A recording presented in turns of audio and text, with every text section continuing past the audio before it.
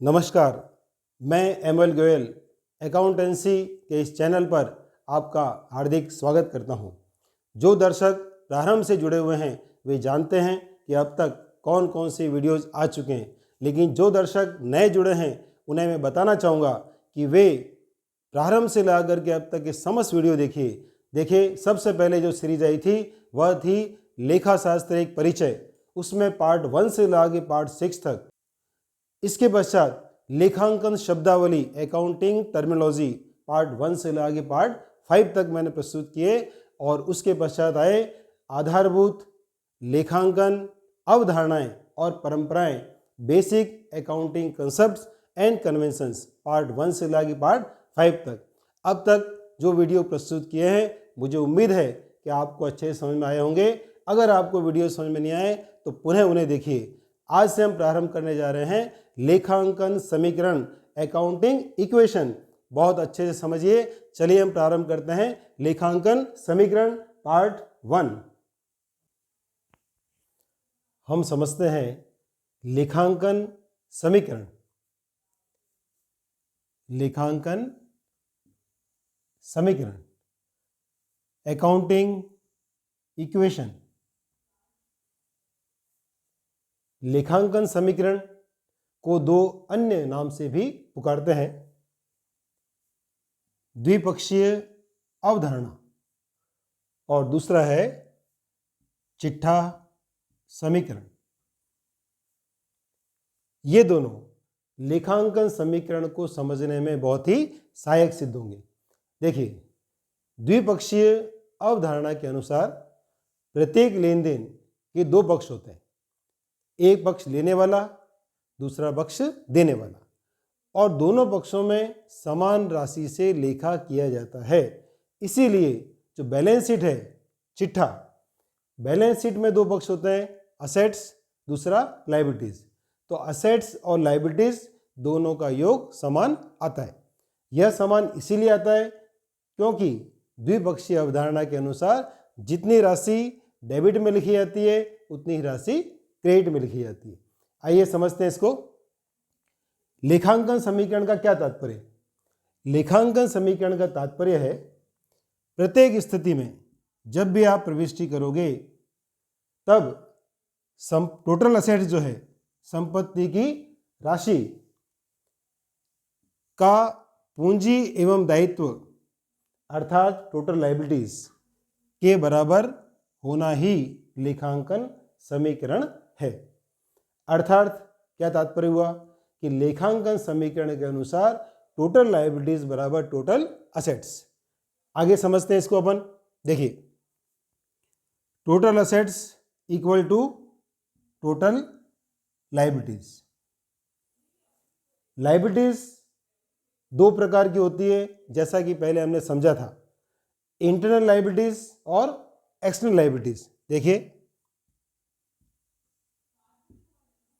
Internal liabilities and external liabilities. Internal liabilities का तात्पर्य क्या है? वह दायित्व जो व्यवसाय द्वारा व्यवसायी को चुकाया जाना है, और यह कहलाता है कैपिटल प्लस प्रॉफिट। तो इंटरनल लायबिलिटीज कहलाती है क्या? कैपिटल। और एक्सटर्नल लायबिलिटीज, वास्तव में लायबिलिटीज यही होती है जो व्यवसाय द्वारा अन्य पक्षों को चुकाई जाती है, जैसे कि bank loan, creditors, bank overdraft आदि। तो एक्सटर्नल लायबिलिटीज को ही हम वास्तव में लायबिलिटीज के रूप में दर्शाते हैं। अब मान लीजिए कि टोटल असेट्स जो है कितनी? 5 लाख, और हमारी जो कैपिटल है वो कितनी है? 2 लाख। तो अदर लायबिलिटीज कितनी होगी? 3 लाख। तो 2 लाख और 3 लाख मिलकर बन गया कितना? 5 लाख। अब इस समीकरण को और भी अच्छे समझते हैं। देखिए, टोटल असेट्स बराबर कैपिटल प्लस लायबिलिटीज। तो यहां पर हम यही चीज लिखते हैं, असेट्स बराबर कैपिटल प्लस लायबिलिटीज। कैपिटल को अपन ने बताया C से और लायबिलिटीज को बताया L से। इसी प्रकार से अगर हमें कैपिटल निकालनी हो, हमें असेट्स दी है और लायबिलिटीज दी है, तो हम निकाल सकते हैं। देखिए, टोटल असेट्स में से अगर आप लाइबिलिटीज़ घटा देते हो तो ज्ञात क्या होती है, कैपिटल। और अगर मान लीजिए लाइबिलिटीज़ ज्ञात करनी हो, आपको असेट्स दी है और कैपिटल दी है, तो ये भी एक आसान तरीका है। असेट्स में से कैपिटल माइनस कर दीजिए तो निकल जाएगा लाइबिलिटीज़। अब इन तीनों समीकरण जो लेखांकन समीकरण ही है, इसी को हम लोग दिए गए उदाहरण से फिर समझते हैं। देखिए, सबसे पहली बात, A बराबर C प्लस L, तो ये हमारा उदाहरण है। A बराबर C प्लस L, समझिए इसको। कैपिटल कितनी है, 2 लाख, लाइबिलिटीज कितनी है, 3 लाख, तो असेट्स कितनी हुई, 5 लाख। इसी प्रकार सेकंड समीकरण C बराबर A माइनस L, तो असेट्स कितनी है, 5 लाख, लाइबिलिटीज कितनी है, 3 लाख। असेट्स में से लाइबिलिटीज माइनस कर दीजिए तो ये निकल जाएगी आपके कैपिटल कितना, 2 लाख। इसको समझिए, लाइबिलिटीज बराबर असेट्स माइनस कैपिटल, तो असेट्स कितनी है, 5 लाख, और कैपिटल कितना है, 2 लाख। तो असेट्स में से कैपिटल माइनस कीजिए तो ये निकल जाएगी आपके लाइबिलिटीज 3 लाख।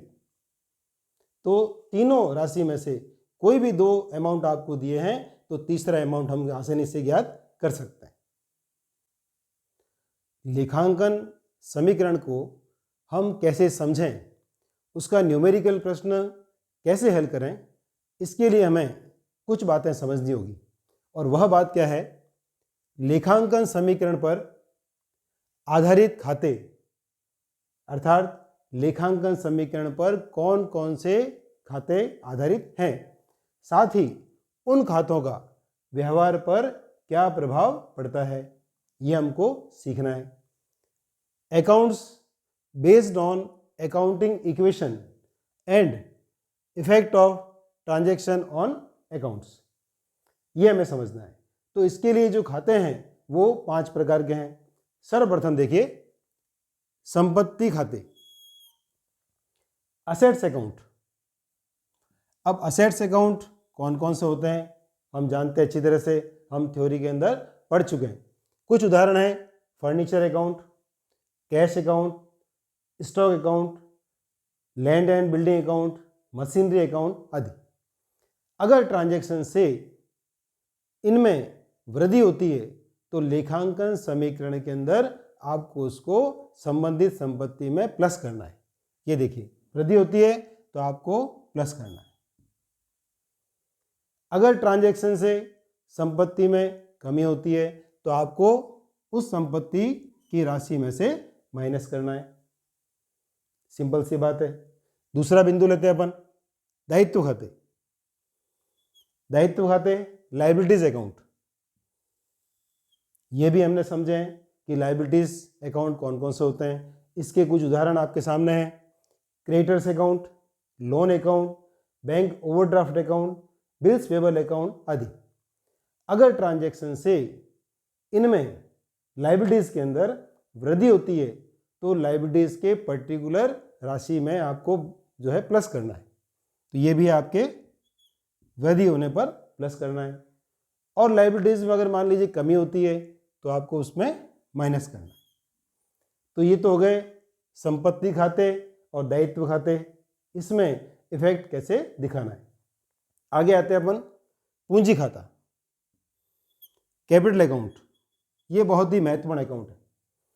इस खाते में क्या प्लस करें क्या माइनस करें इसको अपन समझते हैं।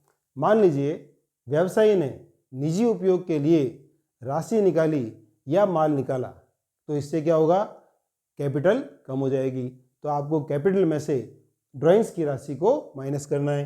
तो देखिए, ये आपको इसमें माइनस में आपको लिखना है, ये माइनस, यहाँ पर कुछ भी नहीं, वृद्धि नहीं है, केवल ड्राइंग्स अगर होता है तो उसको माइनस करना है, कैपिटल में से माइनस करना है। फिर देखिए 2 खाते और हैं, इनका इफेक्ट भी कैपिटल पर ही देखना है। देखिए कौन से, आय एवं लाभ खाते, इनकम एंड प्रॉफिट अकाउंट। अब ये खाते कौन कौन से हैं इसके भी कुछ उदाहरण देखिए। इंटरेस्ट रिसीव्ड, डिविडेंड अकाउंट, इसके अलावा देखिए कमीशन रिसिव्ड, डिस्काउंट रिसिव्ड, ऐसा अगर बिंदु है और ऐसे अगर अकाउंट आते हैं ट्रांजैक्शन के अंदर, तो आपको क्या करना है, आपको पूंजी के अंदर समायोजन करना है। अब समायोजन क्या करोगे, देखिए जितने भी इनकम है और जितने भी प्रॉफिट हैं उन सब पर स्वामी का अधिकार होता है, तो इससे पूंजी में वृद्धि होती है।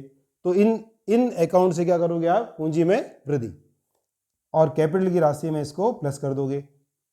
यहां पर इसका कोई इफेक्ट नहीं है। इसी प्रकार से नेक्स्ट, व्यय एवं हानियों के खाते, एक्सपेंसेस एंड लॉसेज अकाउंट। अब ये कौन कौन से होते हैं, देखिए rent paid, bad debts account, loss by fire account, और भी कई अकाउंट हो सकते हैं, डिस्काउंट पेड अकाउंट। तो ये जो अकाउंट होते हैं इसमें एक्सपेंसेस और लॉसेज होते हैं। तो जितने भी एक्सपेंसेस है और लॉसेज है उससे प्रॉफिट कम होता है, और प्रॉफिट कम होने का मतलब है पूंजी कम होना। तो करना क्या आपको, कैपिटल जो राशि है कैपिटल की, उसमें से इसको माइनस करोगे। तो इस पर यहाँ पर कोई इफेक्ट नहीं, और माइनस में आप इसको माइनस कर दो। पुनः एक बार शॉर्ट में अपन समझते हैं, वापस सुनिए। जब आप लेखांकन समीकरण का न्यूमेरिकल प्रश्न करोगे तो ये बातें आपको ध्यान में रखनी है। बहुत शॉर्ट में समझा रहे हैं वापस। अगर मान लीजिए संपत्ति में वृद्धि होती है तो उसको प्लस कर दो, कमी होती है तो माइनस कर दो। लायबिलिटीज अकाउंट है, ट्रांजैक्शन से लायबिलिटीज के अंदर वृद्धि होती है, लायबिलिटीज के अंदर प्लस कर दो, और कमी होती है तो माइनस कर दो। फिर आते हैं कैपिटल अकाउंट पर। ड्राइंग्स अकाउंट, अगर मान लीजिए आहरण किया है या कोई खर्चे किए हैं या हानि हुई है तो पूंजी में से माइनस कर दो। इसी प्रकार से मान लीजिए कि इनकम हुई है तो इसको क्या करोगे, पूंजी में प्लस कर दोगे। इसी प्रकार से गुड्स सोल्ड, तो जो प्रॉफिट ऑन सेल्स है उसको प्रॉफिट को आप क्या करोगे, कैपिटल के अंदर प्लस करोगे, और लॉस ऑन सेल्स को कैपिटल में से माइनस करोगे। इन बातों का आप लोग लेखांकन समीकरण बनाते समय ध्यान रखोगे। प्रिय दर्शकों, यदि आप एक विद्यार्थी हैं तो इस चैनल की लिंक को अपने साथियों तक पहुंचाइए। यदि आप एक शिक्षक हैं तो अन्य शिक्षकों तक इस लिंक को पहुंचाइए, और अन्य शैक्षिक ग्रुप तक इस लिंक को पहुंचाइए। अगर आप प्रतियोगी परीक्षाएं दे रहे हैं तो अन्य प्रतियोगी परीक्षाएं देने वाले प्रतियोगियों को इस लिंक को अवश्य शेयर कीजिए। मैं आपके साथ में बना रहूँगा, आप थोड़ा सा मुझे सहयोग कीजिए। आपका प्रोत्साहन मेरे लिए बहुत ज़रूरी है। हम शीघ्र ही मिलेंगे लेखांकन समीकरण पार्ट 2 के साथ। आप कमेंट बॉक्स में अवश्य बताइए कि यह अकाउंटिंग इक्वेशन का पार्ट 1 कैसा रहा।